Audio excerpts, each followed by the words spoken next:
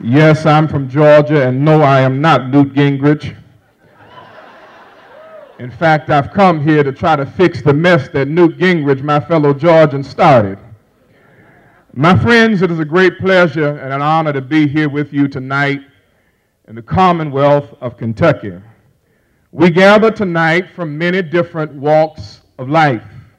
We are labor, we are minority communities, we are religious organizations, but we all come tonight because we all believe in the promise of America.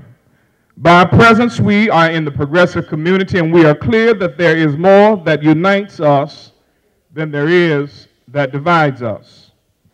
This election, perhaps more than any other election in recent history, really is about the kind of America which we want our children and our grandchildren to inherit. As we approach Election Day, I feel the winds of change blowing in Kentucky. The freedom train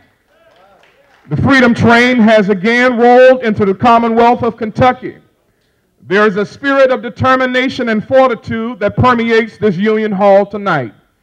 In some sense, we all seek to promote the fulfillment of Martin Luther King Jr.'s great dream of a nation and a world united in freedom, economic and social justice, human rights, and peace for all. As we stand in the UAW Hall tonight, I'm reminded that in 1968, Dr. King gave his life in a labor union struggle for decency and dignity for workers in Memphis, Tennessee. Throughout his leadership of the civil rights movement, Dr. King was an impassioned champion of worker causes. He spoke out against the so-called right-to-work laws like the ones we helped to defeat in March right here in Kentucky. And so I've come here again tonight as a next-generation representation of civil rights leadership to wholeheartedly express my support of Steve Beshear and all the candidates that share the stage with me tonight.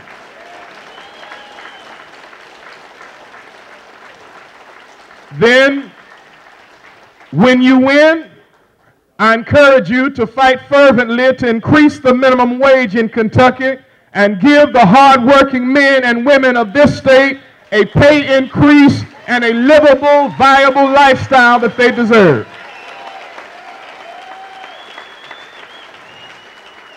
Even as a union shop state, where you have the right to collectively bargain, Kentucky is still a state where extreme suffering and disproportionately low wages sometimes paralyzes people's potential for growth and transforms potential giants into perpetual grasshoppers.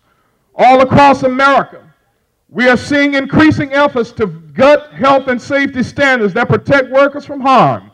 It seems that greed, evil, and betrayal are always on the prowl in the suites of corporate America. Every day brings more and more stories of people who have paid all their working lives into pension and retirement plans only to find that in their hour of need, their pensions have been ripped off by a rapacious corporate takeover. Many Kentuckians have found that fine print on their insurance means they will have to choose between food and medicine. America desperately needs and deserves affordable health care for every citizen and every illness.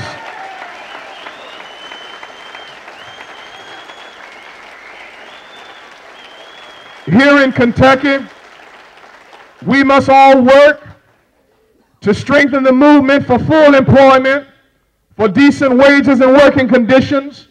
We must be committed to speaking out against substandard wages for teenagers, against the prison industrial complex, against sweatshops, the enslavement of undocumented workers, and runaway plants and unfair trade policies that rob American workers and their families of jobs and incomes. Candidates, my challenge to you tonight is to remain committed to trumpeting the call for an increase in the minimum wage, to defend affirmative action, to provide genuine health security for every American, and to call our lawmakers in Kentucky and around the nation to make an investment in education a higher priority than investing in war and destruction. That's my challenge to you, Kentucky.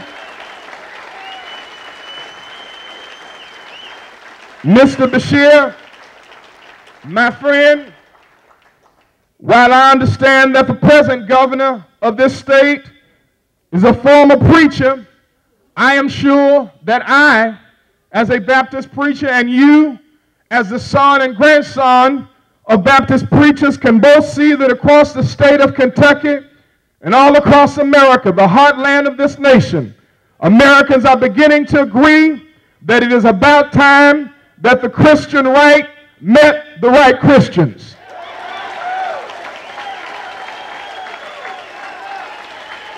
It's about time.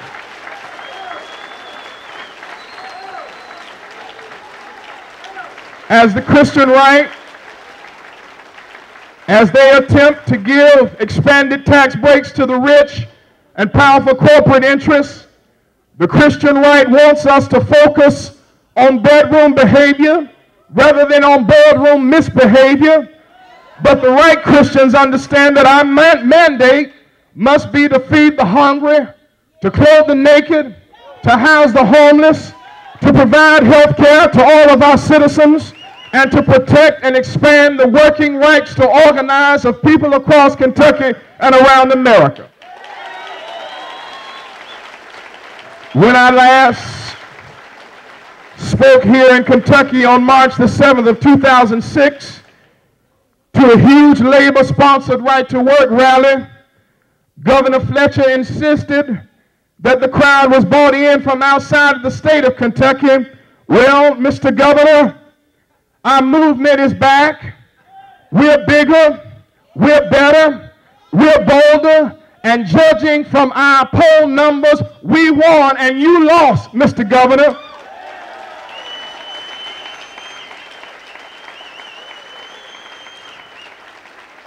Together, as I leave you, we will fight.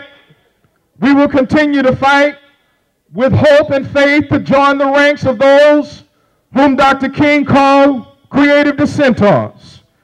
As I leave you, in his last lecture to his staff, Dr. King declared, "Let us be those creative dissenters who will call our nation to a higher destiny, to a new plateau of compassion, to a more noble expression of humaneness."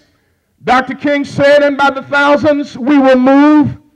I say to you, Kentucky, many will wonder where we are coming from. Our only answer will be that we're coming out of great trials and tribulations. Some of us will come from Mississippi, some of us from Georgia, some of us from Alabama, some from Detroit, some from right here in Cleveland, but we'll all be seeking a condition, the same condition. We'll all be seeking a city whose builder and maker is God. And we're able to do this. We just may be able to speed up that day when children of God everywhere will be able to cry out that we are all made in his image. This will be a glorious day.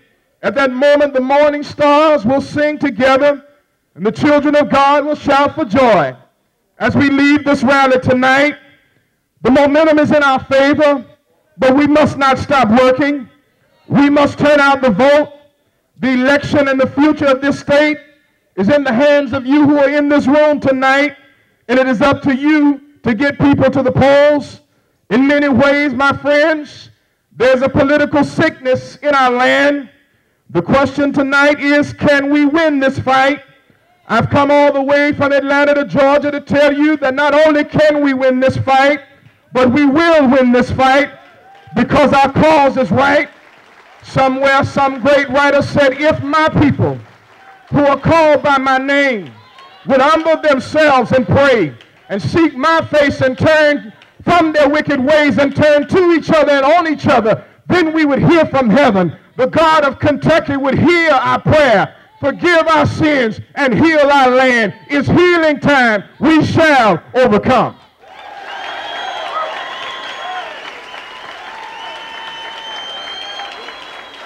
Ladies and gentlemen, the next Lieutenant Governor of the great Commonwealth of Kentucky, Dr. Dan Monjano. Let's hear it.